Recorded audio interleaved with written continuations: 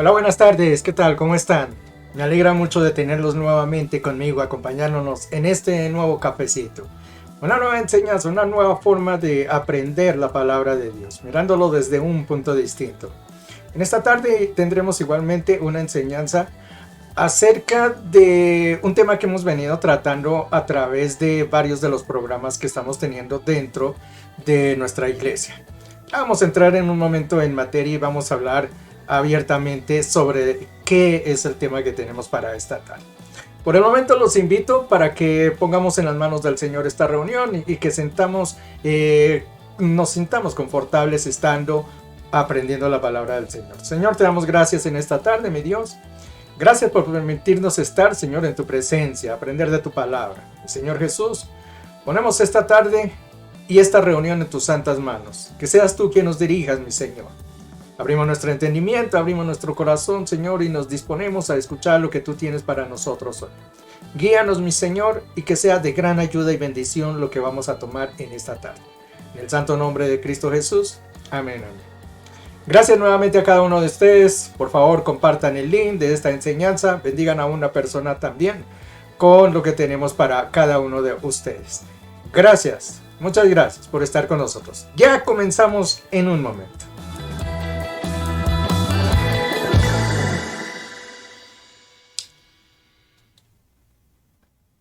Bien, estamos ya entonces aquí en nuestra página guía. Nuestra página central, ahí hay un salmo que aparece, Salmo 31:3. Guíame, pues eres mi roca y mi fortaleza. Dirígeme por amor a tu nombre. Y es lo que nosotros pedimos al Señor, que sea Él quien nos dirija, que no sean nuestros caprichos, nuestros deseos los que nos lleven, sino que sea Él exactamente el que nos sepa dirigir. Él, con toda la sabiduría que tiene, seguramente nos llevará a muy buenos lugares. Como les comenté anteriormente, vamos a hablar esta tarde de un tema que estamos tocando en los otros programas, principalmente en el Faro. Hemos hablado acerca de las señales del fin, lo que está aproximándose. Y como lo he mencionado en otras situaciones o en otros momentos, en el Faro quizá a veces no podemos extendernos sobre algunos temas que quizá fuera bueno tocarlos, ¿no? Fuera bueno tratar de examinarlos más a fondo. Por eso yo me he tomado el atrevimiento de traer estas enseñanzas en los distintos programas o en las distintas enseñanzas que me han correspondido. Hoy no es la excepción. Traigo una parte acerca de lo que nos habla la palabra del Señor, pero que está muy agarrado, muy tomado de la mano de lo que son las enseñanzas que estamos trayendo el martes en el Faro. Estamos hablando allí en los últimos programas acerca de Mateo 24. Y principalmente estamos hablando de las señales del fin. Para nosotros es muy importante esto, conocer los tiempos, porque el Señor nos manda a tener sabiduría y saber entenderlo, saber de qué se trata eso. Porque sabiendo de qué se trata eso, uno debe estar preparado entonces a ciertas situaciones que se van a presentar. Para nadie, para ninguno, debería ser un acertijo el saber que el Señor viene nuevamente a la tierra. Que el próximo evento grande que estamos esperando es justamente que el Señor, que Cristo, regrese por su iglesia. Y nosotros le apuntamos a preparar la iglesia. Muchas otras denominaciones preparan la iglesia para el fin del mundo, que es muy distinto. El fin del mundo va a acontecer ya es en el día del juicio, cuando ya no haya vuelta que dar. Nosotros estamos preparándonos a una iglesia que va a prepararse para el rapto, que es mucho tiempo, bueno, no tanto tiempo antes de lo que es lo que va a ser el juicio final. Entonces esos dos puntos hay que tenerlos muy en claros. Uno que es el rapto de la iglesia, que es el próximo evento que tenemos, que ya viene, y otro que será el juicio final, y ese va a pasar mucho tiempo después. En Mateo 24 se ha creado una confusión porque la gente piensa que ese es el preparamiento para la iglesia, y no, ese es el preparamiento para el juicio final. Anteriormente mencionan los dolores de parto. Esos dolores de parto, esos sí son los que se mencionan para el rapto de la iglesia. Y a esos es a los que nosotros tenemos que prestarle mucha atención, porque esas serán señales de la pronta venida del Señor. Dice en la misma palabra del Señor que si alguien supiera la hora, ¿no? En que va a venir el ladrón, pues no descuidaría su casa o no la dejaría sola, sino que estaría atento justamente al momento en que eso va a pasar. Pues hace alusión más o menos a eso, que uno no debería estar dejando la casa desocupada o presta por ahí, abandonada, sabiendo que puede pasar una gran ocasión y se puede perder. El llamado es justamente eso. El Señor dijo, el día ni la hora nadie lo sabe, y en eso estamos todos de acuerdo. Pero los tiempos sí se conocen. De hecho, allí en Mateo 24, que es el capítulo que estamos analizando, los apóstoles en medio de esa incertidumbre le preguntan al Señor, ¿cuándo será que vas a venir? ¿Cuándo van a ocurrir estos tiempos? Y el Señor les dice sabiamente, mire, la hora ni el día nadie lo sabe, pero sí van a haber señales. Si hay situaciones que se van a presentar y si ustedes son sabios, le prestan cuidado a las señales y se dan cuenta de ellas, pues seguramente van a saber el tiempo en que el Señor va a regresar. Nuestro hermano Exxon hacía una alusión el programa pasado acerca de esas tiempos o de esas señales. Él mencionó el hecho de cuando Cristo nació. Cuando Cristo nació, si nosotros miramos todo el Antiguo Testamento, está hablándole el Señor al pueblo de Israel que les iba a mandar un Mesías, que ya viene un Mesías, próximamente vendrá un Mesías, esperen el Mesías, y el pueblo de Israel esperando el Mesías, ¿no? Y tal vez ellos esperaban la fecha, tal vez, o quién sabe, tal vez como se espera hoy la venida del Señor por segunda vez. Y el Señor les dice, no, es que van a haber unas señales para la venida del Señor Jesús. Y efectivamente se presentó una señal, y ustedes la recuerdan. Allí se menciona dentro de la palabra del Señor cómo los magos, ellos sí interpretaron cuál era la señal. Cuando vieron la estrella allí, se fueron hacia, tomando la estrella como guía y se acercaron al lugar donde Jesús nació.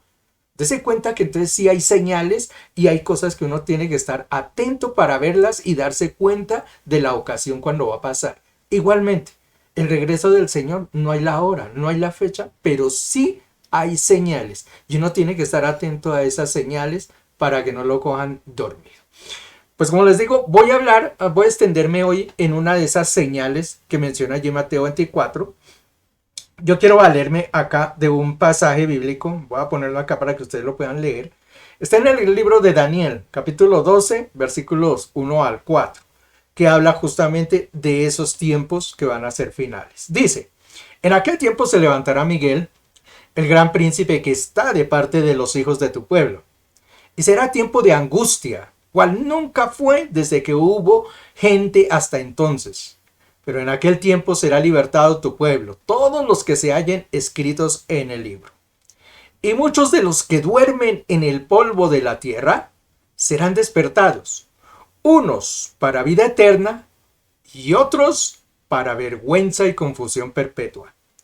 Los entendidos resplandecerán como el resplandor del firmamento, y los que enseñan la justicia a la multitud como las estrellas a perpetua eternidad.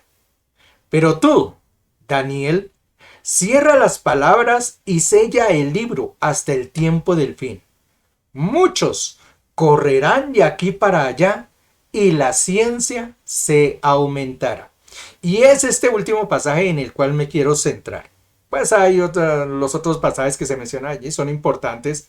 De hecho, ese versículo 2 es dramático como lo menciona allí, ¿no? Serán levantados del polvo aquellos que duermen, dice ahí la palabra del Dios. Unos para vida eterna, para el gozo eterno, para vivir eternamente en la morada del Señor, en compañía de Él. ¡Qué alegría para aquellos que se levanten a ese feliz resurgimiento de volverse a estar con el Señor y eternamente volver a estar con Él! Pero mira cómo termina diciendo ese pasaje allí. Otros, dice, para vergüenza y confusión perpetua. Eso sí, qué terrible esa palabra que se menciona ahí, ¿no? Por un lado, muy bien, la compañía, la alegría eterna, pero por otro, qué vergüenza aquellos que terminan y que se perdieron. Por eso es importante estar atento a esas situaciones.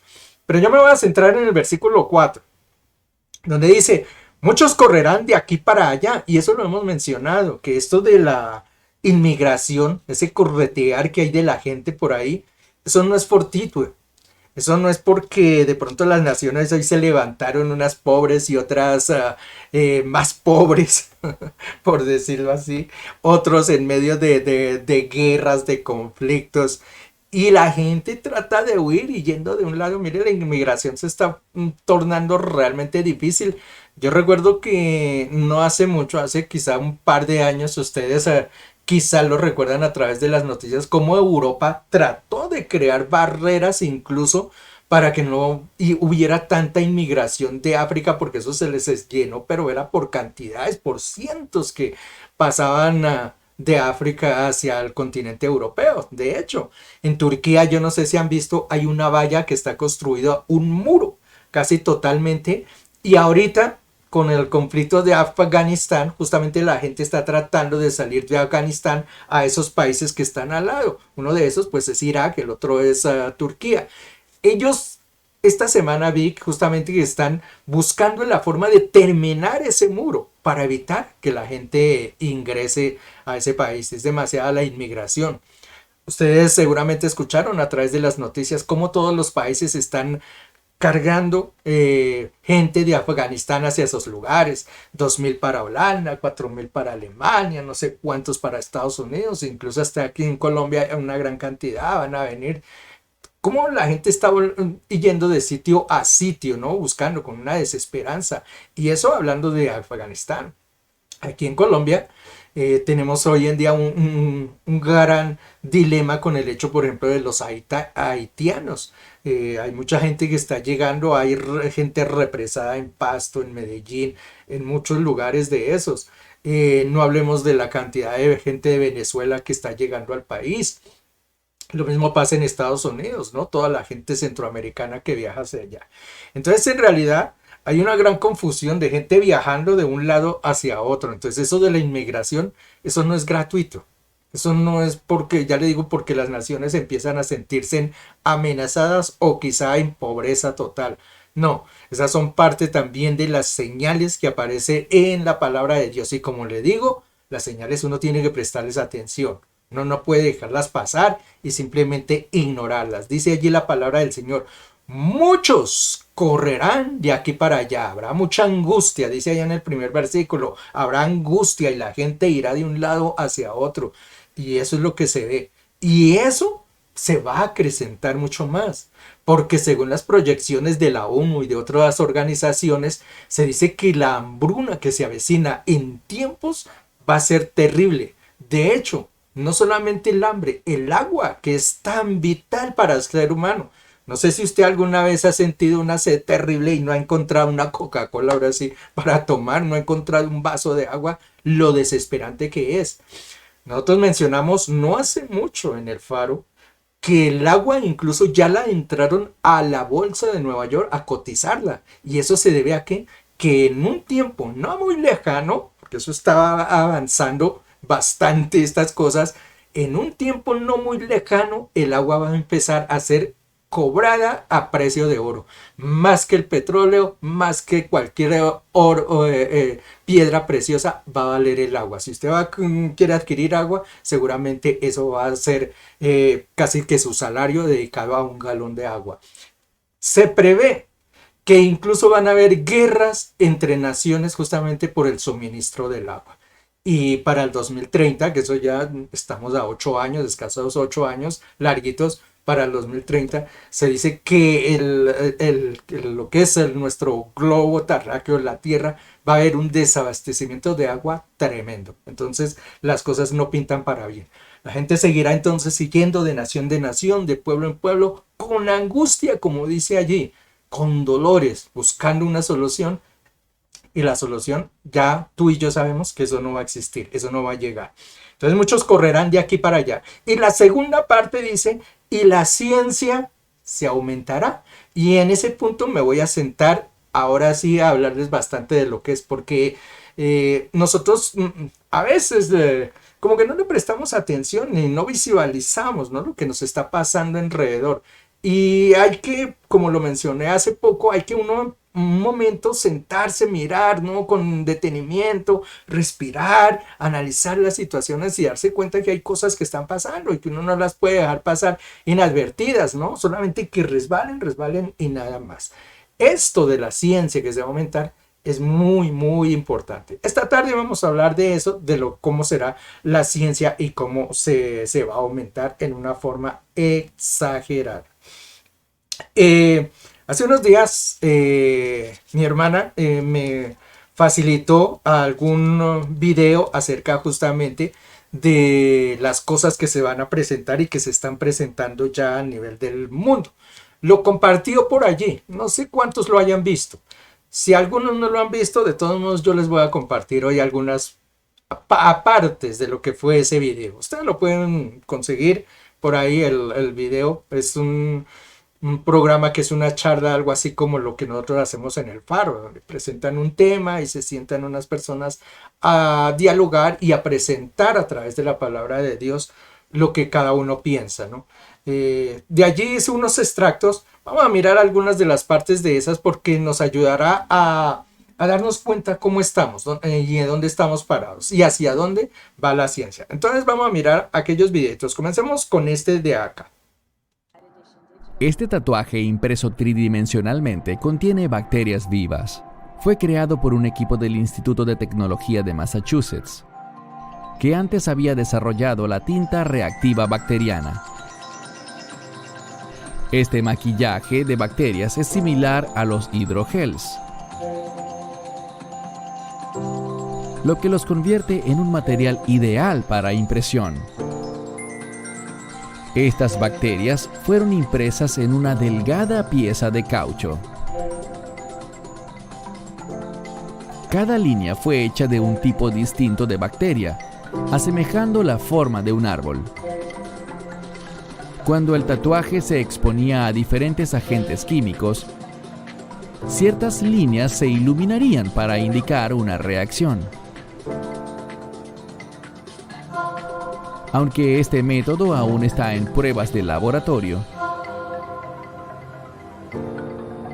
los resultados preliminares indican que estos tatuajes pueden ser ideales para ayudar a alertar a personas con ciertas enfermedades o sensibilidades cuando se encuentren en un rango de exposición con niveles pH o temperaturas peligrosas.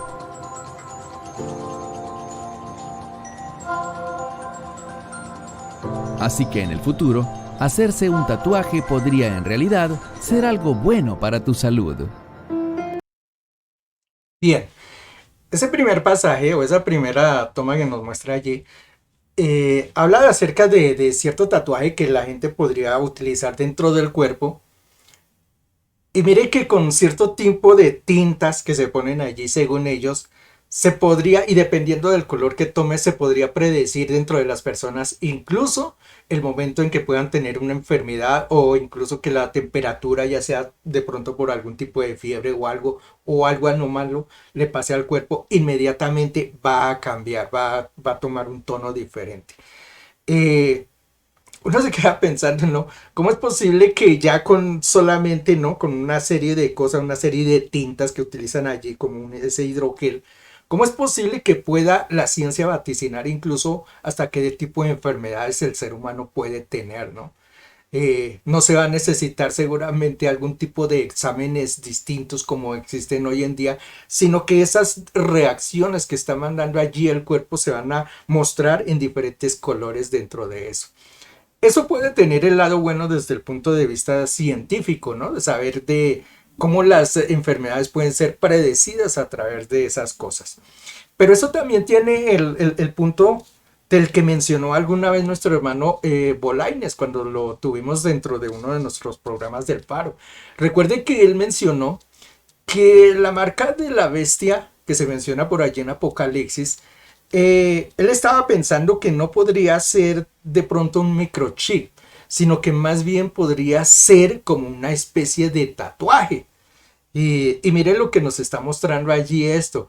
Cómo sí se puede introducir un tatuaje, un cierto tipo de tatuaje dentro del cuerpo humano que va a reaccionar dependiendo de ciertas circunstancias. Entonces eso del tatuaje no está tan descabellado, que sea una forma en que el ser humano empiece a poder realizar cierto tipo de cosas. Allí lo están mostrando con el hecho de que va a mostrar las reacciones del cuerpo dependiendo de cierto tipo de enfermedades, porque ustedes saben que las enfermedades son cierto tipo de bacterias o de virus, entonces esos elementos van a tomar cierto color y por eso se van a detectar, ¿no? Pero eso nos llevaría también igualmente a que dependiendo de ese tipo de reacciones o algo, uno pudiera manipular ciertos elementos que estén fuera del cuerpo humano. Entonces, eso de que la marca podría llegar a hacer un tatuaje, mire qué tan real puede ser, ¿no?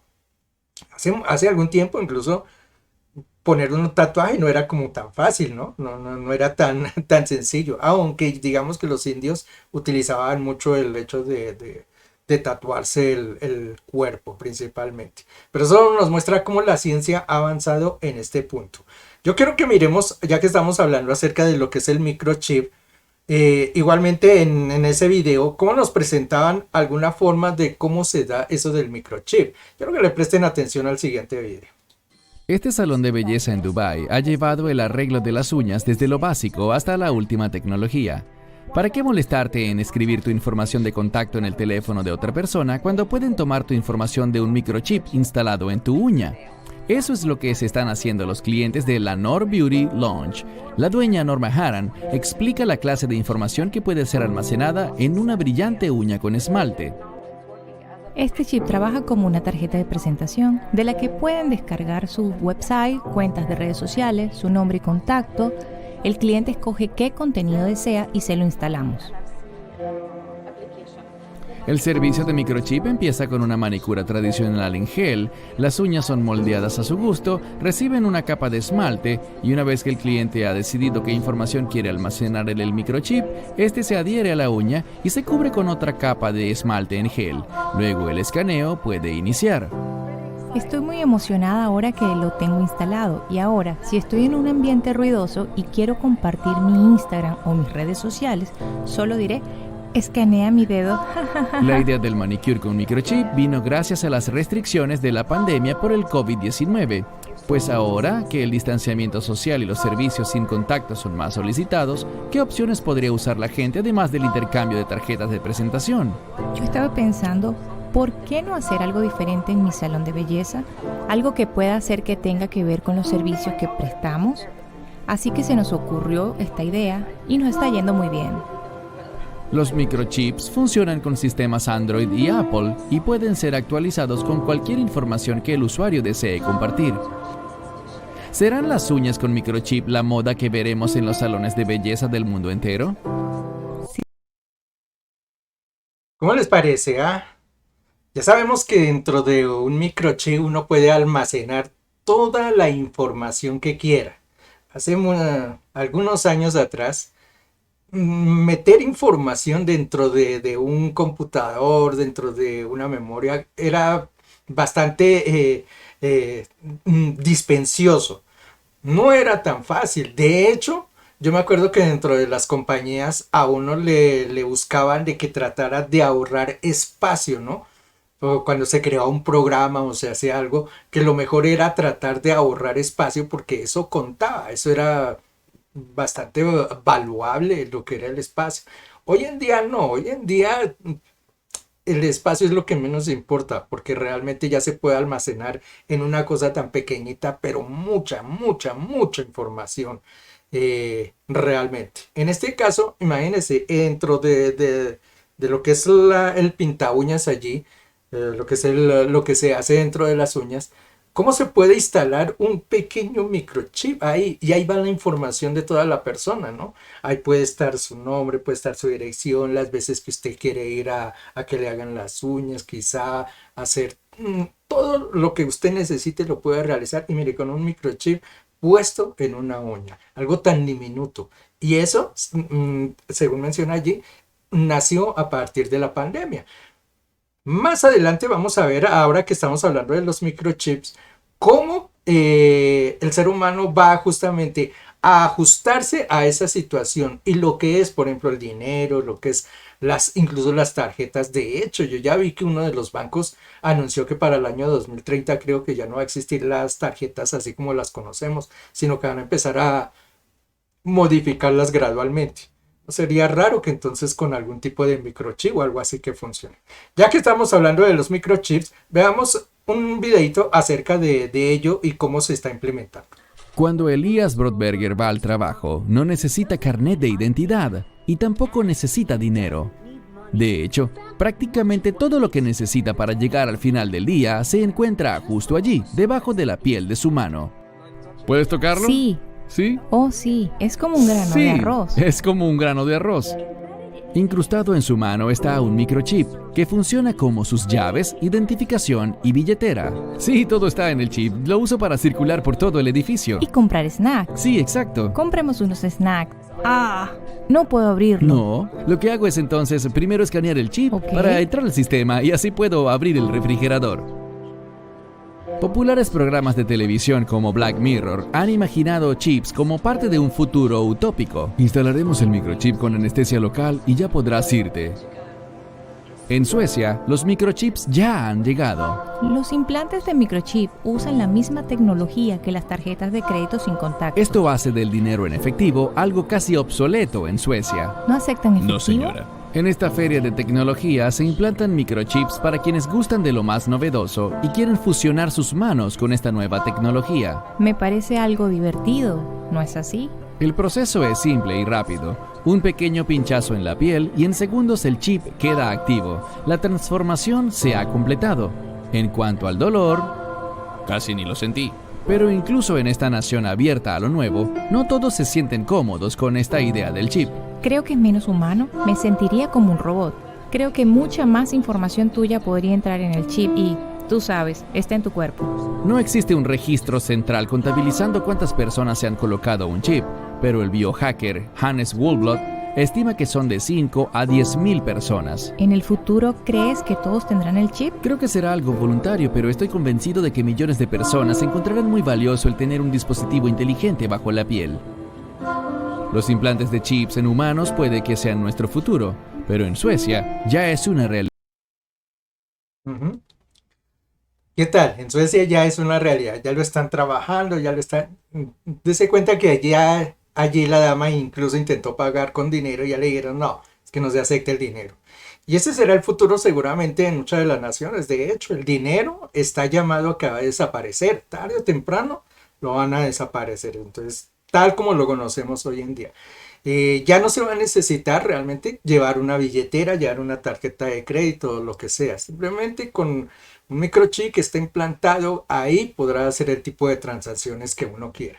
Y no solamente hablo del dinero, sino notemos que incluso en algunos países ya se ha implementado de que si usted quiere abrir la puerta de su carro, de su casa, puede encender el televisor, puede encender de pronto el microondas desde un lugar distante. No necesita estar muy cerca de ello, sino a través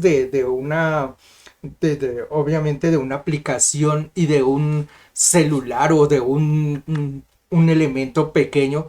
Usted puede realizar ese tipo de cosas. Solamente es pichar un botón y lo va a poder hacer. Puede abrir una puerta, puede prender un microondas en determinado lugar, puede hacer lo que usted quiera, puede encender el carro desde una distancia lejana, todo con un solo elemento.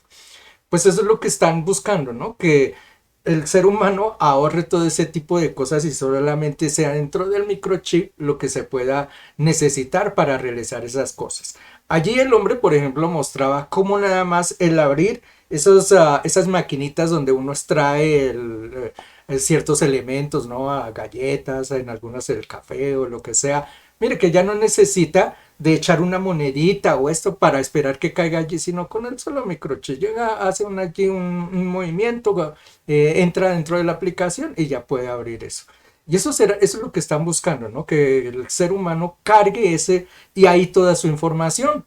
En Estados Unidos, yo recuerdo que por eso en Estados le decían a uno, O sea, ya no se pierde y yo creo que realmente es por eso, porque uno cuando lo detenía una patrulla o lo que fuera un policía lo detenía, le preguntaban a uno su licencia de conducir. Allá existe que la identificación principal es la licencia de conducir. Aquí en Colombia, por ejemplo, es la cédula de ciudadanía. No sé en otros lugares, en otros países que existirá, pero en Estados Unidos es la licencia de conducir. Le pedían a uno la licencia de conducir, uno la presentaba. Salía ya el policía y le pasaba el número o lo que fuera la referencia allí.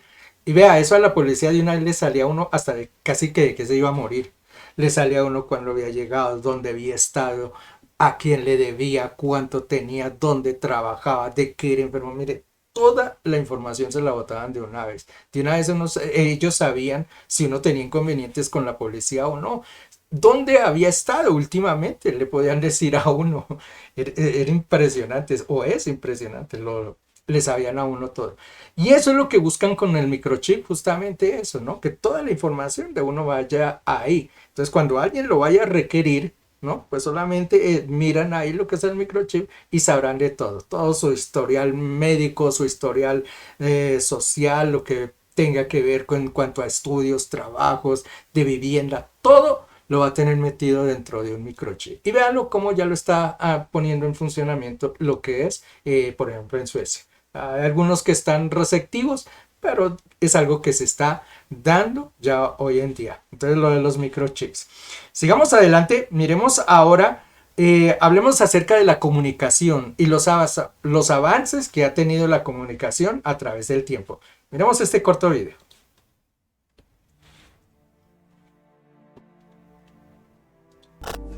Hace 2500 años, Aristóteles planteó el modelo clásico de la comunicación, el cual decía que un orador emite un mensaje que va dirigido a un receptor determinado. Dicha comunicación se divide en varios niveles, siendo estos la comunicación intrapersonal, interpersonal, grupal y organizacional. La comunicación se remonta a los tiempos de los primeros hombres, quienes utilizaban lenguajes arcaicos para así comunicarse. De igual manera se dieron los primeros intentos de comunicación escrita. Las primeras civilizaciones en trasladar lo oral a lo escrito se situaron en Medio Oriente, alrededor de 4000 años antes de Cristo. Esto empezando por los sumerios, que idearon un tipo de escritura con iconos que representaban conceptos, la escritura cuneiforme. Posteriormente, los egipcios desarrollaron un sistema que se basaba en iconos llamados jeroglíficos. Estos utilizaron como soporte de escritura el papiro. Los romanos idearon un tipo de escritura muy bella llamada capitales de cuadrata y utilizaron pergaminos hechos de pieles curtidas de animales. Plegando los pergaminos se realizaban los códices, siendo este el actual formato de los libros. Durante la Edad Media, la cultura sufrió un retroceso debido a que fue una época marcada por guerras y la cultura se conservaba en monasterios, donde se compilaban libros con temática religiosa a mano, siendo estos copiados manualmente por los monjes, por lo que el trabajo era arduo y se demoraba unos 3 meses, por lo cual los libros tenían un valor desorbitado. En el siglo XII aparecieron las primeras universidades como los nuevos centros de cultura, y estas también se dedicaron a la promoción de los libros. Al mismo tiempo, los árabes introdujeron el papel, que fue inventado por los chinos a través de la península ibérica. En 1450, Jonathan Gutenberg, un joyero de Maguncia, ideó un nuevo sistema basado en tipos móviles, conocido como la imprenta. La imprenta se desarrolló rápidamente y se extendió por toda Europa. Con la imprenta surgieron nuevos formatos de comunicación, así como nacieron las publicaciones periódicas como las revistas y los periódicos. La inmediatez que exigían estos nuevos medios fue frenada por el cuello de botella que suponía la composición manual de las páginas. De esta manera se inventaron en el siglo XIX máquinas de composición automática que redujeron considerablemente el tiempo de producción. En el siglo XIX se habían aportado los primeros medios de comunicación instantánea: el telégrafo en 1844 y el telégrafo sin hilos en 1895. Además, el ingeniero Alexander Graham Bell patentó el teléfono en 1876. A finales del siglo XIX, Rudolf Hertz dijo que las ondas electromagnéticas viajan a una gran velocidad y pueden transmitir o transportar sonido. Dejó los cimientos de lo que sería la radio, siendo esta patentada primero por Guillermo Marconi en Reino Unido. Los avances de la radio para el año de 1905 fueron introducidos y aplicados inmediatamente en la guerra entre Rusia y Japón. Además, se introdujo en la marina mercante a partir del hundimiento de Titanic en el 1912. En 1929, Jay Boyd, basándose en experimentos anteriores, consiguió la primera transmisión televisiva. Este nuevo medio fue paulatinamente incorporado a los hogares, y en el periodo inicial de tener un televisor para una familia significaba un estatus. A partir de la Segunda Guerra Mundial y la apertura de la llamada Era Espacial en 1957, se abrió un nuevo panorama cuando se empezó a contar con los primeros satélites. Por otra parte, tiempo atrás se dio la invención del medio coloquialmente conocido como cine. Fue inventado en Francia por Auguste Lumière en 1895. Sus primeras versiones de cine mudo fueron sumadas en 1920 y en 1930 se tuvo el cine sonoro. Este es un medio de comunicación que transmite normas de comportamiento, valores, ideales y costumbres. A finales de los años 60 nació ARPANET, que puso a disposición de científicos una red analógica llamada NSFNet, los primeros avances de lo que conocemos como Internet. Esta red de transmisión de datos en principio fue creada con objetivos militares. No obstante, en los años 70 apareció el protocolo de control de transmisión TCP/IP, en el que se basaban los servicios de Internet y los mensajes de correo electrónico. Comenzó a vislumbrarse la posibilidad de conectar todas las redes existentes en el mundo, pero para conseguirlo era necesario crear una forma estándar de almacenar los datos que pudiera verse desde cualquier plataforma informática. Así nació la web. Esta fue inventada por el investigador Tim Berners-Lee. Hoy en día el Internet ha tenido avances con respecto a este entonces, siendo hoy el medio de comunicación más utilizado por su rapidez, efectividad y bajo costo. Internet hoy en día no solo es el medio de comunicación más grande, sino el medio de entretenimiento más importante también debido a su facilidad para buscar cualquier cosa para perder el tiempo, lo cual ha ocasionado fomentar las distracciones a la sociedad de hoy en día. Ya vemos entonces cómo la comunicación ha venido avanzando. Para los que hemos vivido, digamos, durante un último tiempo, yo creo que algunos recuerdan que se enviaban mensajes, ¿no? A través de marcones, telégrafo era lo que se usaba por entonces. Yo no alcancé a esa parte, yo alcancé a la parte que era la carta, y yo creo que muchos de ustedes la recordarán, algunos ya de los que son de mi tiempo, recordarán que el principal medio de comunicación era la carta. Uno mandaba una cartica y si quería que llegara la noticia rápida o lo que quería comunicar la mandaba en express, tenía que pagar un precio un poco más alto, pero ese era el medio de comunicación más importante que existía. Al menos yo recuerdo en mi niñez eso era lo más importante que uno tenía, es que la carta, mandar una carta para un fulano.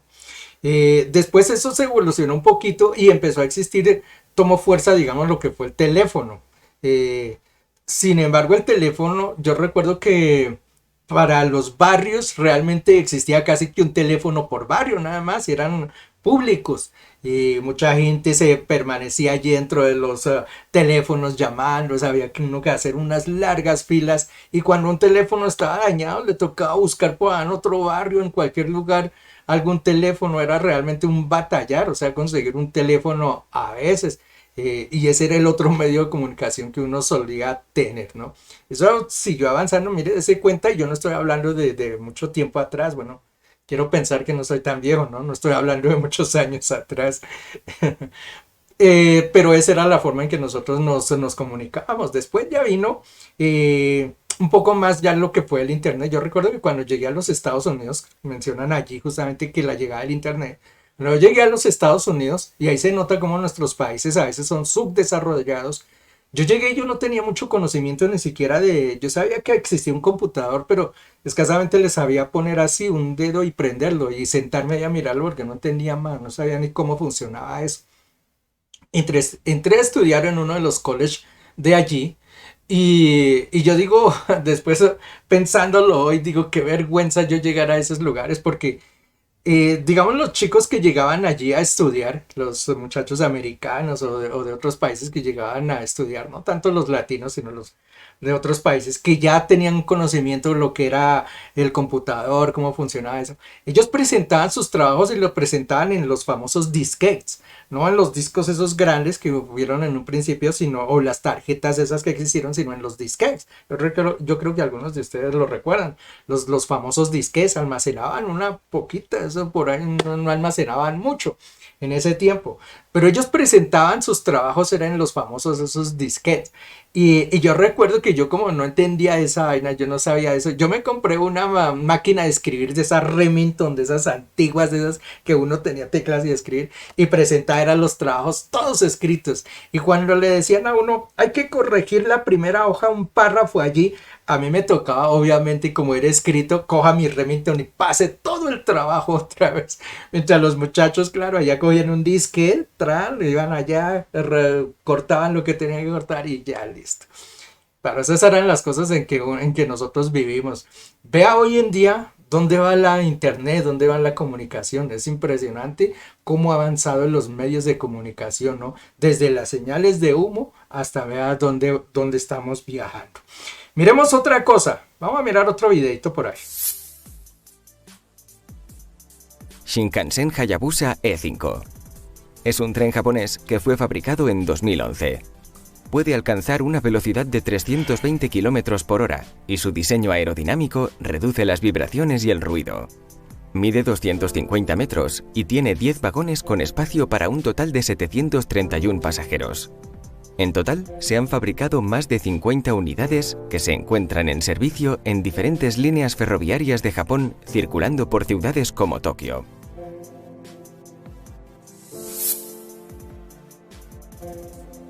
S103 Renfe AVE. Es un tren con tracción distribuida. Fue fabricado en Alemania en 2006. Mide 200 metros y cuenta con 8 vagones con espacio para 404 pasajeros.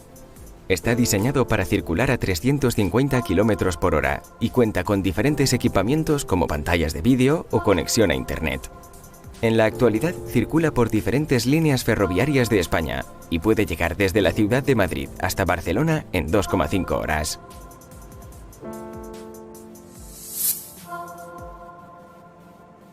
CR400 AF. Es un tren chino apodado como Delfín Rojo, que entró en servicio en 2016. Mide 209 metros y tiene un total de 8 vagones con espacio para 550 pasajeros. Su velocidad estándar es de 350 km por hora, aunque fue diseñado para alcanzar velocidades más altas. En la actualidad, este tren circula por las principales líneas ferroviarias del país, viajando desde Beijing hasta Shanghái en menos de 5 horas.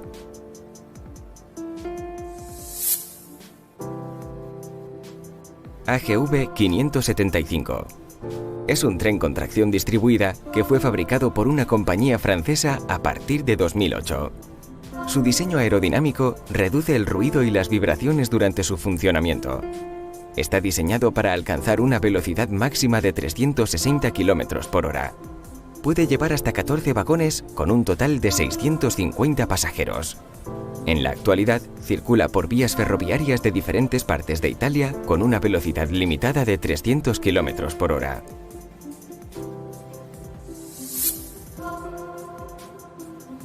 Frecciarossa 1000. Es un tren italiano de nueva generación que fue fabricado en 2012. Tiene un total de 8 vagones con espacio para transportar 450 pasajeros. Mide 200 metros. Tiene un peso de 500 toneladas y está diseñado para alcanzar una velocidad máxima de 400 km por hora. En total, se han fabricado más de 50 unidades que actualmente circulan por varias líneas ferroviarias de Italia.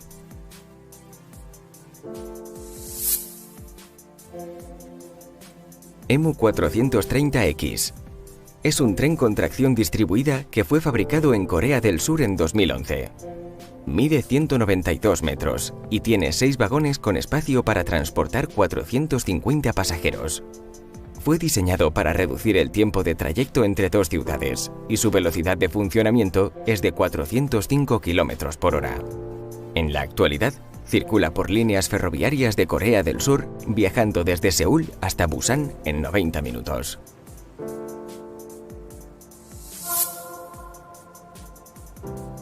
Transrapid. Es un tren de levitación magnética que ha sido fabricado en Alemania. Circuló por primera vez en China en 2002, demostrando que era más rápido y silencioso que otros trenes de ese momento. En la actualidad, circula por una línea ferroviaria de 30 kilómetros de longitud. Se encuentra entre el aeropuerto de Shanghái y la ciudad de Pudong. Solo tarda 8 minutos en recorrerla, alcanzando una velocidad máxima de 430 kilómetros por hora.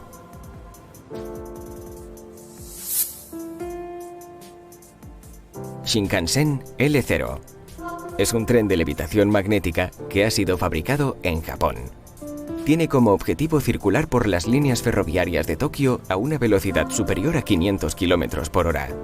Utiliza un sistema de imanes que le permite levitar a 10 centímetros de altura y evitar la fricción. En 2015, este tren alcanzó una velocidad de 603 km por hora en la pista de pruebas de Yamanashi y actualmente tiene el récord mundial del tren más rápido del mundo. ¿Qué les parece, no? Tremendo la forma en que se puede viajar a través de un tren. Desde tiempos cuando solamente se caminaba, se utilizaba de pronto los trineos o cosas allá, cuando comenzó de pronto los medios de transporte, vea hasta dónde hemos llegado en caso de los trenes. Miremos un poquito la historia de lo que ha sido los medios de transporte.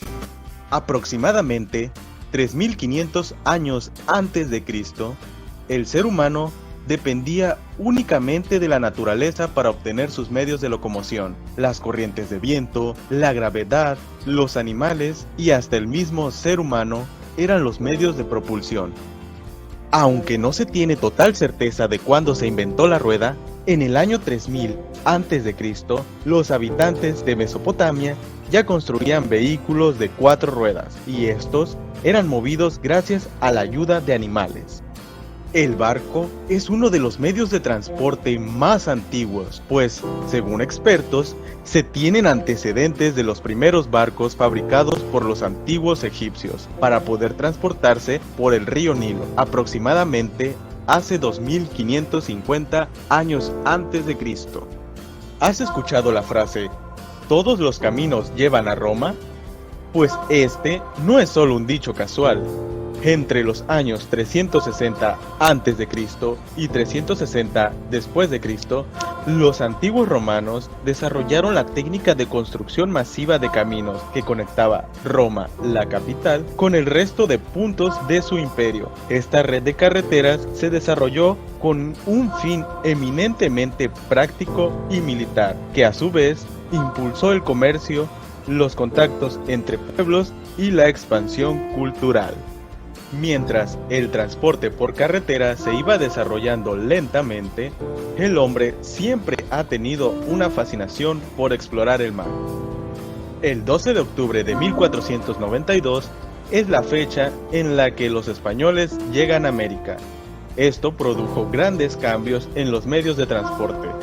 El marítimo era el principal modo de comunicación, ya que era más eficiente y rápido para puertos naturales y para los lugares en los que se construyeron puertos. La tendencia de las poblaciones a concentrarse en las costas o en vías fluviales influyó a la mejora del transporte acuático. En 1712, Newcomen inventa el primer motor a vapor, cuyo desarrollo tuvo un papel importante para el impacto en el futuro del transporte. En 1737, John Harrison, un carpintero inglés, crea el primer cronómetro marino, un aparato extremadamente útil para los navegantes y determinar su verdadera longitud en el mar. En 1765, el ingeniero James Watt crea el primer motor a vapor útil. Basándose en lo antes realizado por Newcomen, este motor movía un eje giratorio, lo que posibilitaba su uso para el transporte. En 1769, el francés Nicolas Cugnot inventa un triciclo impulsado por vapor y es considerado como el primer automóvil del mundo. En 1783, el antiguo sueño humano de viajar por el aire se hizo realidad, gracias al primer vuelo en globo de aire caliente, realizado por los hermanos Montgolfier en Francia. En 1798, John Macadam inventa una manera de hacer pavimentos de carreteras con piedras compactadas. Gracias a este invento, se facilitó el transporte y los viajes de la sociedad de aquella época. En 1804, Richard Trevithick construye la primera locomotora a vapor. En 1807, Robert Fulton, un inventor norteamericano, construye un barco a vapor, utilizando un motor Watt modificado. Este barco de vapor de palas se desplazó desde Nueva York hasta Albany, surcando el río Hudson. En 1817 aparece la primera bicicleta elaborada por el varón alemán Karl von Drais, llamada máquina corredora y también conocida como velocípedo. Estaba construida en madera y funcionaba empujándose con los pies. El ferrocarril se convirtió en la principal forma de transporte de grandes volúmenes. Servían para trasladar los productos hasta la vía fluvial más cercana, y en 1825 se inauguró la primera vía férrea pública del mundo, en el noroeste de Inglaterra, dirigida por George Stephenson. En 1829, George Stephenson y su hijo construyen la Rocket, la primera locomotora de vapor eficaz. En 1885, Daimler y Maybach crean la primera motocicleta con un motor de 4 tiempos de alta velocidad que quema gasolina, y a su vez, Carl Benz construye el primer automóvil útil, un vehículo de 3 ruedas con un marco de acero. En 1900, von Zeppelin crea su primer dirigible y sobrevuela el lago Constanza con éxito. En este viaje, un total de 5 personas acompañaban al inventor. El trayecto duró exactamente 17 minutos y se recorrieron 6 kilómetros. En 1908, el empresario norteamericano Ford construye el primer automóvil para el gran mercado, el modelo T. Tiene mucho éxito porque es económico, versátil y de fácil mantenimiento. En 1936 se crea el avión Douglas DC-3, un monoplano bimotor con capacidad de 21 pasajeros y era capaz de alcanzar una velocidad de 320 km por hora. Rápidamente se convirtió en el avión comercial más usado de la época. En 1964, en Japón, entra en funcionamiento el Shinkansen, o tren bala, entre Tokio y Osaka. La velocidad media es de 160 km por hora. En 1968, surge el primer avión que poseía un fuselaje ancho, el Boeing 747, apodado Jumbo, capaz de transportar a más de 500 pasajeros en un único vuelo. En 1983, la empresa Honda creó el primer dispositivo de navegación por satélite para automóviles. Desde el año 2000 a la fecha, el impacto del comercio electrónico en las empresas de mensajería ha tenido un notable crecimiento desde el surgimiento de negocios de venta online a finales de los 90, como por ejemplo, empresas como eBay y Amazon trabajan con mensajería para poder hacer llegar sus pedidos a los clientes a cualquier lugar que lo necesiten. Y en la actualidad, las compras por internet son cada vez más utilizadas y las empresas de mensajería han aumentado sus servicios de logística, logrando suministrar más mercancía que antes. En 2007, la industria de las aplicaciones móviles no existía, sino que fue hasta el 2008 cuando Apple lanzó la App Store, marcando el inicio de las aplicaciones que hoy en día conocemos. ¿Y qué tiene que ver todo esto con el transporte y la logística? Pues gracias a las aplicaciones móviles podemos tener en nuestras manos desde un GPS, rastrear un pedido de paquetería, solicitar transporte privado y mucho más. ¿Cómo les pareció lo del transporte? Tremendo, ¿no? Pero desde que avanzamos, desde que el hombre gateaba prácticamente, ahí no se muestra, digamos, que utilizó ciertos animales, que utilizó ciertos elementos, ¿no? Fue algo muy rápido, pero es para que tengamos por lo menos una idea cómo ha evolucionado el hombre dentro de lo que es su conocimiento y dentro de lo que es la ciencia. No ha sido solamente en esos aspectos, ha sido también en cuestiones de la guerra, de las peleas.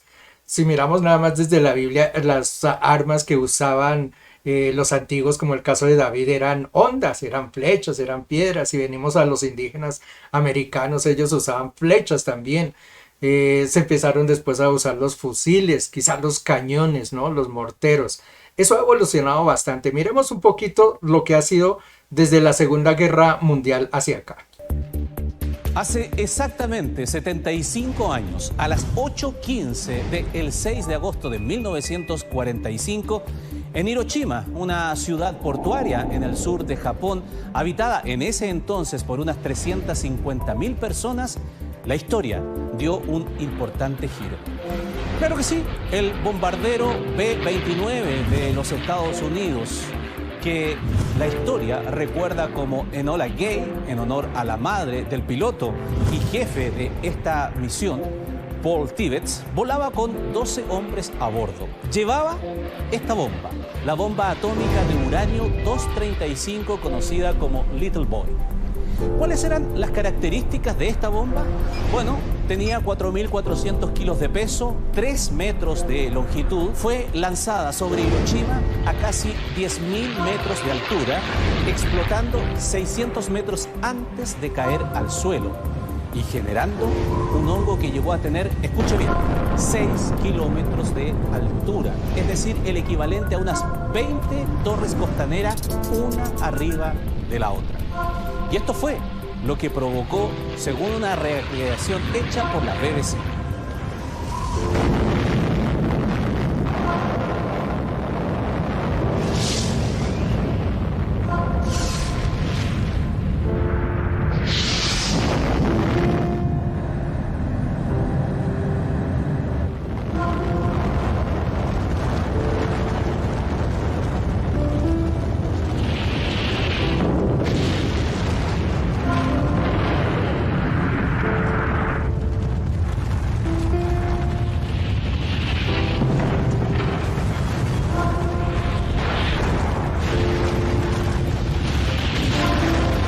El poder destructivo sin duda que resulta estremecedor.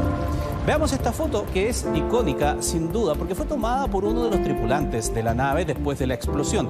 Y si bien muchos creen que se trata del hongo nuclear, lo que se ve es la gigantesca columna de humo causado por los incendios que arrasaron a Hiroshima. La bomba tuvo efectos que fueron devastadores. 140.000 muertos, es decir, un 40% de la población de la ciudad y la destrucción del 90% de Hiroshima. En todo caso, este poder destructivo es mucho menor a otras bombas atómicas desarrolladas con posterioridad. Por ejemplo, esta es la comparación del hongo de Hiroshima con la bomba de Nagasaki, que fue un poco más poderosa. También tenemos la bomba de Castle Bravo, explotada en 1954 por Estados Unidos y que ya era más de 900 veces más poderosa que Hiroshima. Y la impresionante bomba del zar de Rusia, la más grande que ha sido explotada en la historia, con un hongo de unos 64 kilómetros y un poder equivalente a más de 3.100 bombas de Hiroshima. Tremendo, ¿no? Cómo el armamento ha llegado también avanzado estrambóticamente. Últimamente, por ejemplo, hemos visto cómo hay misiles que se están lanzados desde un país y van de continente a continente, de un lado a otro. Pero también existen barreras como las que vimos con Israel hace poco cuando fue atacado, que están cubriendo los cielos o los aires, ¿no?, de las naciones. ¿Dónde irá el armamento? Pues imagínense, quién sabe. Vamos a hablar también acerca de la medicina, porque la medicina no se queda atrás. Y hablando de la medicina, justamente mi hermano, el pastor, me hacía saber de que la vacuna se llamaba vacuna, era porque había surgido justamente ese elemento es con un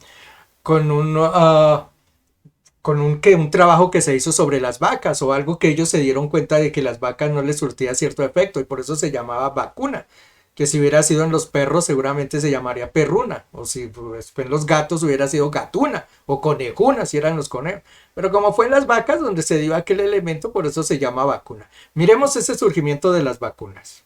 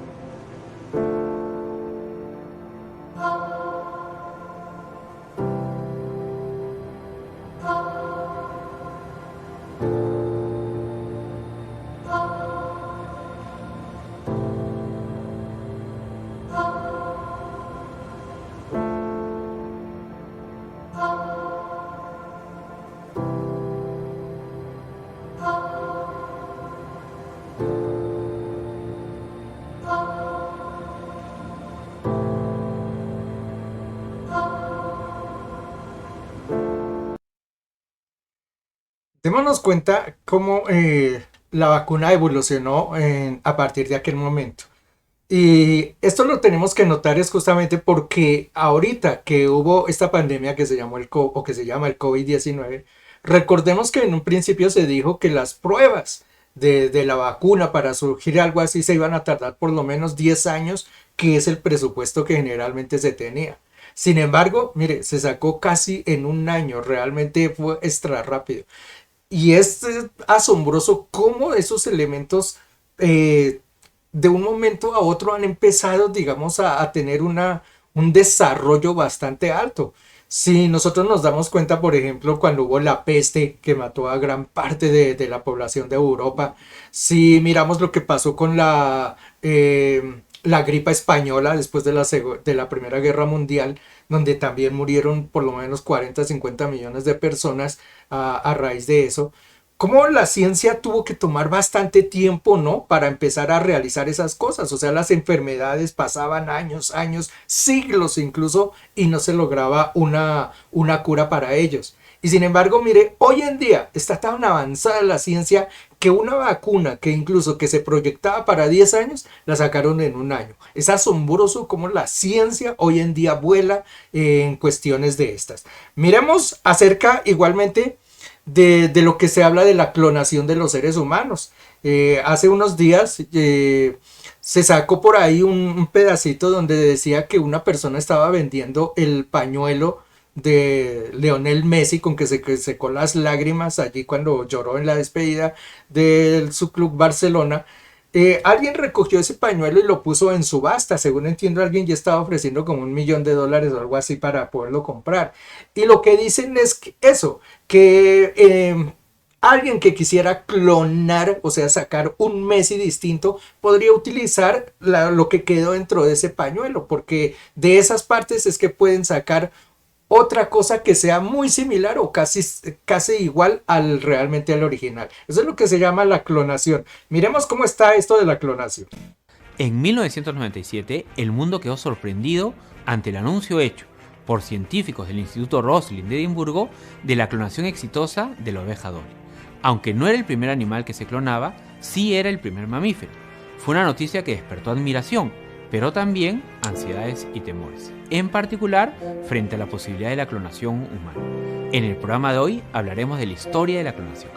Se conoce como clonación a la copia idéntica de un organismo a partir de su ADN, de una manera asexual. Los primeros esfuerzos de clonación se remontan a los inicios del siglo XX, cuando el alemán Hans Spemann logró dividir un embrión de una salamandra y hacerlo desarrollar. Más importante aún, determinó que es el núcleo de la célula lo que dirige la división celular.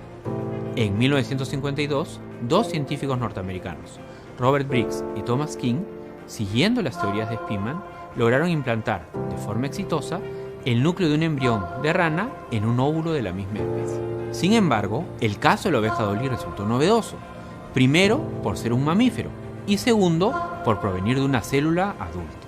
En el caso de Dolly, se transfirió el núcleo de una oveja adulta en un huevo sin núcleo. Este método permitió que en las décadas siguientes se clonaran vacas, cerdos, gatos y otros animales. El impacto mediático fue impresionante y se abrió un debate público en cuanto a los dilemas éticos de la clonación. El temor sobre la posibilidad de la clonación humana se acrecentaría aún más cuando científicos del Instituto de Neurociencias de Shanghai anunciaron en el 2018 la clonación de 2 macacos de cola larga, usando el mismo método de Dolly. La relevancia estriba en que eran los primeros primates clonados usando esta técnica, siendo los primates los seres genéticamente más parecidos a los humanos. En la actualidad, la clonación sigue despertando temor y debate en torno a los límites de la ciencia. Y en muchos países existen reglamentos y leyes para frenar la clonación humana. La clonación de animales se sigue practicando, pero principalmente para fines terapéuticos. Los científicos involucrados argumentan que este conocimiento permitirá regenerar partes del cuerpo humano a partir de células madre, o clonar tejidos y órganos para usarlos en trasplantes, es decir, resultar positivo para... Esto que termina diciendo aquí esta persona que está dando el informe ocurrió no hace mucho en China. No recuerdo el nombre del científico o del personaje que fue enviado a la cárcel porque supuestamente éticamente ellos dijeron que no estaba actuando.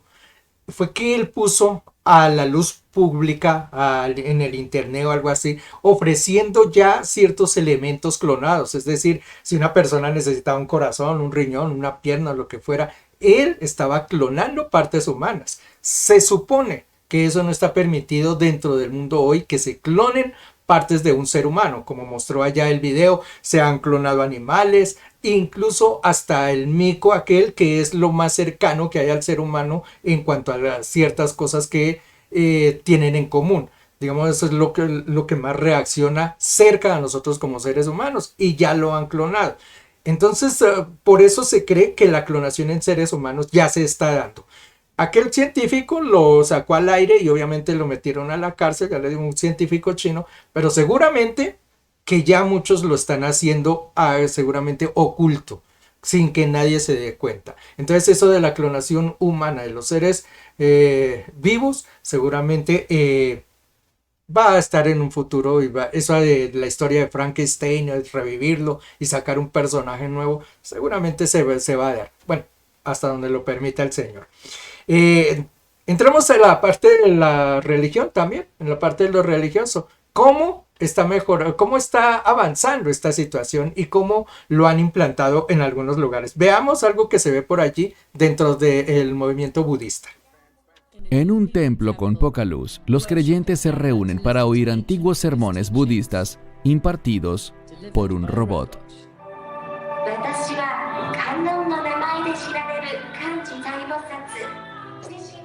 El robot se presenta a sí mismo como la diosa budista de la misericordia. De acuerdo a esta fe, esta deidad puede manifestarse en cualquier forma. El predicador robótico es conocido como Minda, la creación del líder del templo Tenshogoto, quien espera con esto atraer a los creyentes más cerca de lo divino. Muchas estatuas budistas han sido fabricadas, pero no son más que imágenes budistas, figuras sentadas o de pie. Yo quería crear una estatua budista que pudiese hablar, que hiciera contacto visual y respondiera a preguntas, de modo que la gente pudiera sentirse cercana a ella.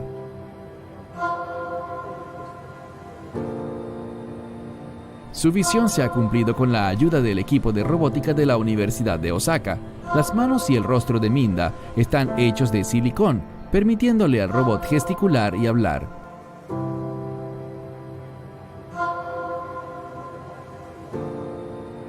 Hemos tenido éxito al crear una estatua robótica que comunica mensajes a la audiencia de manera interactiva.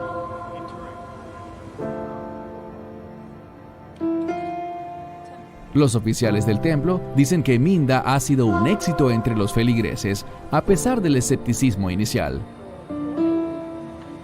Al principio sentí un poquito de miedo, pero decidí acercarme a verla y la encontré muy hermosa.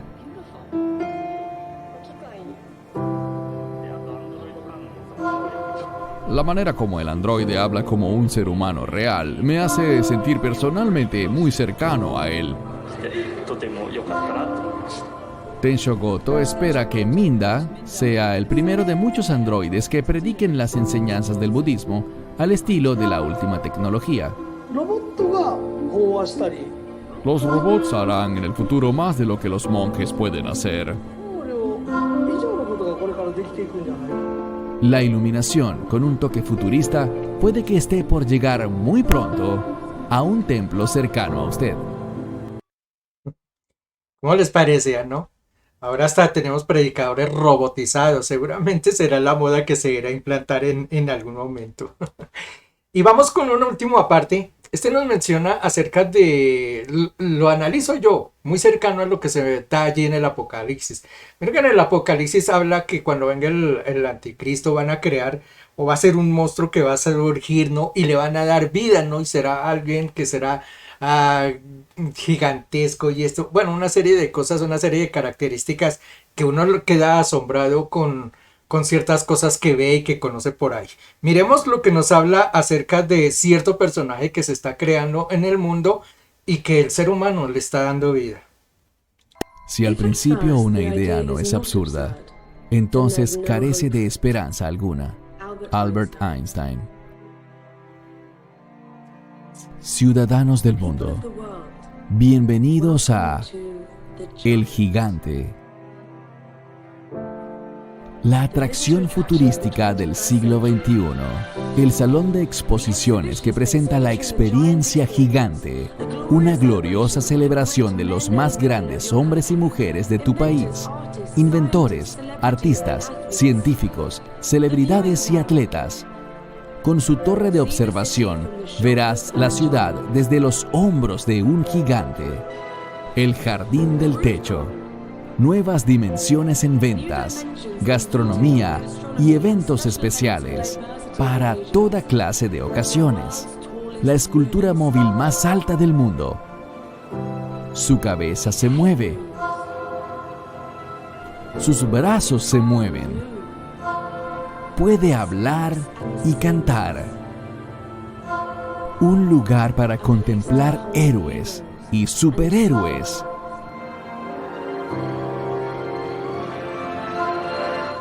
Un espacio para celebrar a los buenos y a los grandes, a los que transforman el juego, a los íconos de tu ciudad y tu país. Cada hora el gigante se transforma en una persona extraordinaria de los deportes, la ciencia, personajes, tus héroes favoritos, y recitará poesía y palabras de sabiduría a las multitudes de abajo. Un espacio para celebrar a los grandes y a los buenos, grandiosos hombres y mujeres que han hecho de este mundo un mejor lugar para vivir.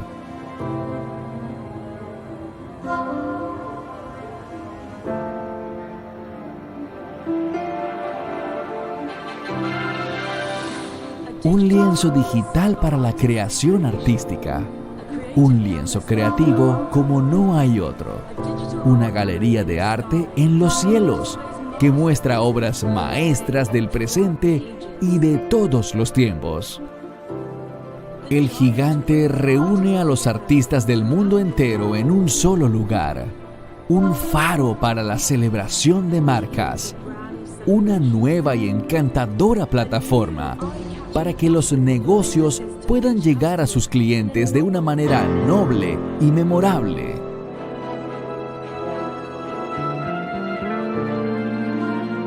Una oportunidad gigante.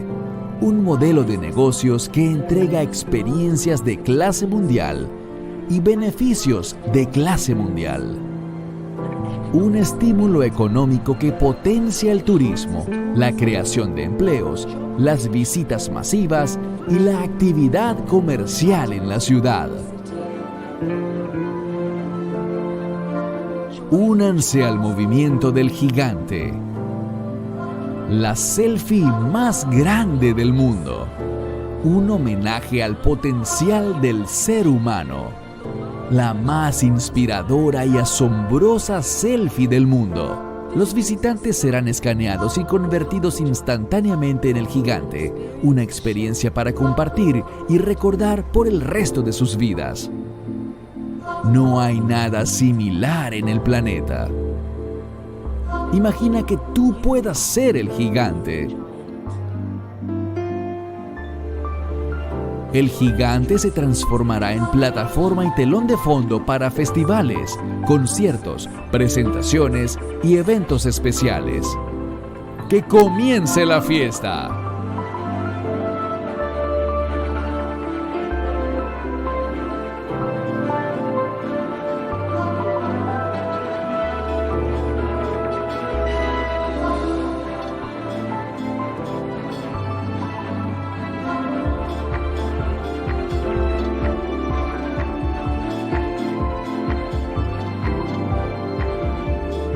Si he visto más allá, es porque me he parado sobre los hombros de un gigante. Isaac Newton. El gigante, llegando a 21 ciudades en el año 2021.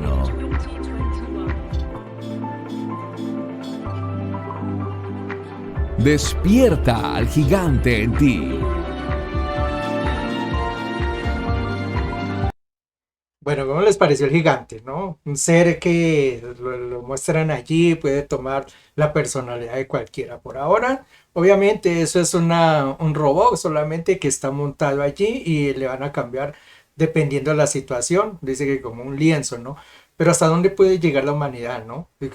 Puede recrear un elemento como estos. Y no olvidemos que justamente el Apocalipsis nos menciona que el ser humano le dará vida a un tipo de robot como esos, un personaje que se va a mostrar y obviamente va a ser la persona que va a dominar durante el tiempo en que la iglesia ya no se encuentre acá. Bien, tengamos un resumen entonces. ¿A qué ha venido todas estas situaciones?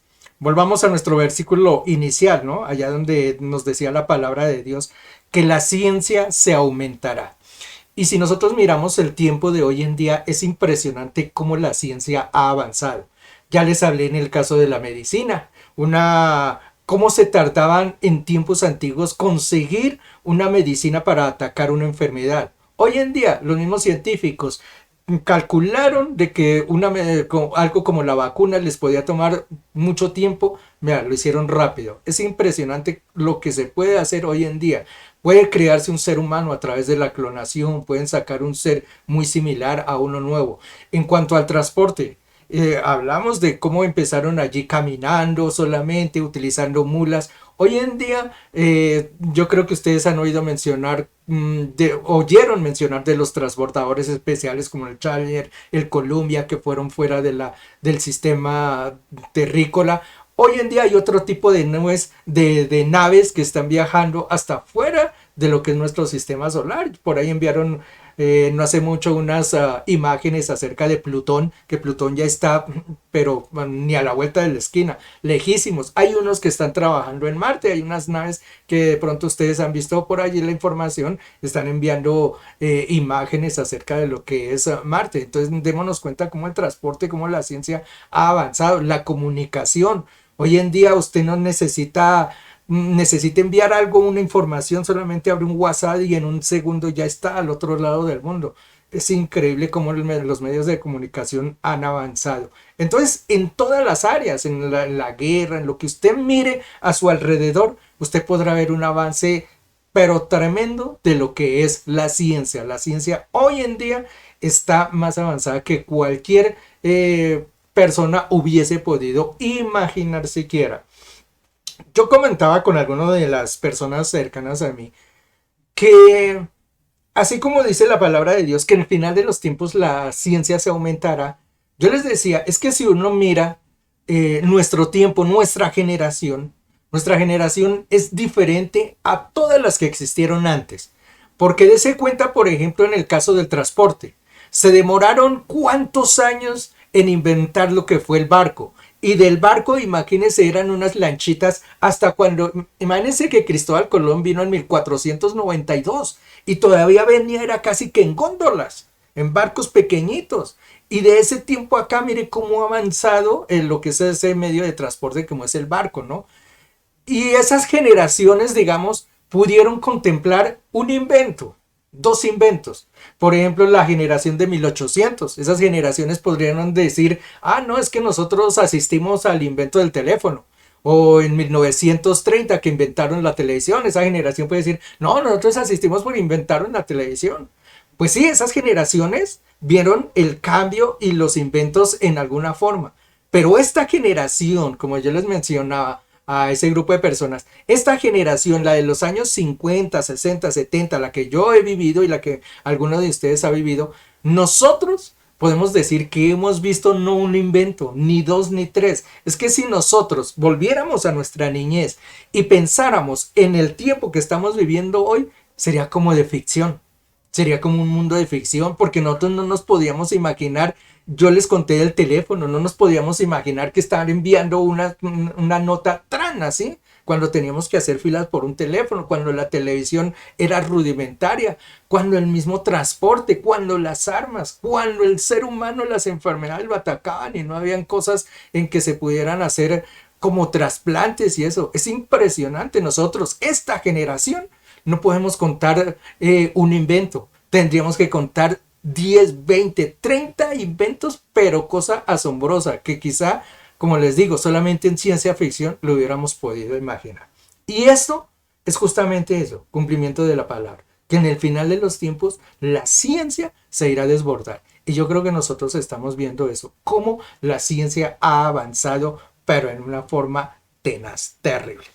Yo quiero terminar con un pasaje, permítame, voy a terminar aquí con un pasaje, aquí se lo voy a poner a ustedes, que está en el libro de Abdías, capítulo 1, versículo 4. Porque es que me parece sensacional la forma en cómo está escrito allá. Miren lo que dice: si te remontares como el águila, y aunque entre las estrellas pusieses tu nido, de ahí te derribaré, dice Jehová. Y yo creo que esto es como una advertencia hacia el ser humano, ¿no? Miren que eso les pasó en la Torre de Babel, y nosotros hemos dicho que los ciclos tienden a repetirse. Cuando hablamos de la Torre de Babel, a ese tiempo el ser humano tuvo que haber avanzado mucho en tecnología. Imagínense que ya podían construir un edificio grande, tuvieron que haber inventado el ladrillo, tuvieron que haber inventado mezclas, tuvieron que haber inventado elementos de construcción, planos para que eso no se cayera, porque yo imagino que durante mucho tiempo trataban de construir y se les caían tal vez. Hasta llegar ya a imaginar y construir una torre gigantesca, pues ya tenían que tener cierto adelanto, ¿no? Un adelanto muy grande. Cuando el Señor vio eso, que el ser humano ya iba demasiado, a las alas se le habían crecido mucho, ¿qué hizo el Señor? ¿Sabe qué? Aquí cada uno para su lado, les dio lenguas distintas y los separó y ahí se acabó todo. Eso nos demuestra una cosa: cuando el ser humano vuela demasiado alto, el Señor lo aterriza del lugar donde está. Y este versículo de Abdías me demuestra eso. Si te remontares como el águila, si tú volaras, fueses hasta las estrellas, hasta más allá de las estrellas, dice, y aunque entre las estrellas pusieres tu nido, dice el Señor, de ahí te derribaré.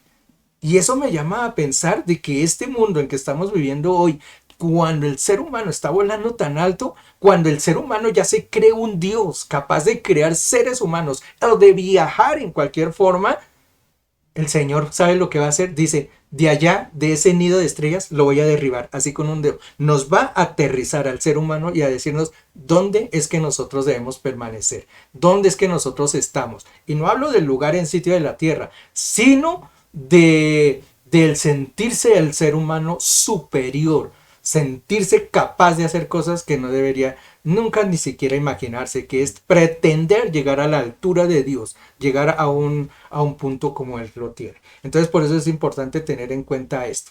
La ciencia se desbordará, pero el Señor en ese momento es cuando dice, tened en cuenta que estas señales se irán a mostrar para el tiempo cuando Él regrese. Seamos sabios y démonos cuenta. Así como la ciencia se ha aumentado, el Señor también está diciendo son señales de su pronto regreso. Gloria al nombre del Señor.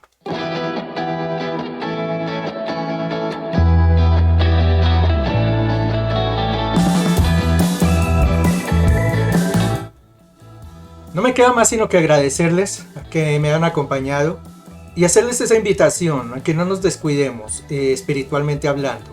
Estemos siempre atentos. Hoy en día no miremos cómo van a ser el final de los tiempos y que si va a pasar esto o aquello. No, más importante que eso es prepararnos espiritualmente. Que si el Señor en determinado momento llega o pasan ciertas cosas, que estemos listos para partir. Eso es lo fundamental en medio de todo esto. El Señor nos llama, nos dijo, va a haber señales, van a haber cosas. Sean sabios, desen cuenta que yo estaré a las puertas, dice allí en Mateo 24. Preparémonos entonces al recibimiento del Señor. Señor, te damos gracias en esta tarde, Padre bendito, por tu palabra. Gracias, Señor, por habernos acompañado. Gracias por la revelación de tu palabra. Ayúdanos, mi Señor, a mantenernos firmes, a mantenernos tomados de tu santa mano, mi Señor. Que no descuidemos, como dijo Pablo, una salvación tan grande como la que tú nos has dado. Creemos firmemente, mi Señor, en que un día nos juntaremos contigo, pero un día cercano. Estaremos en tu presencia para estar eternamente a tu lado. Bendito sea tu santo nombre, mi Señor. Muchas gracias. Nos encontramos luego, dentro de un mes aproximadamente, con esto que se llama Un Cafecito con Jesús, con el Señor. Bendito sea Él. Dios les bendiga.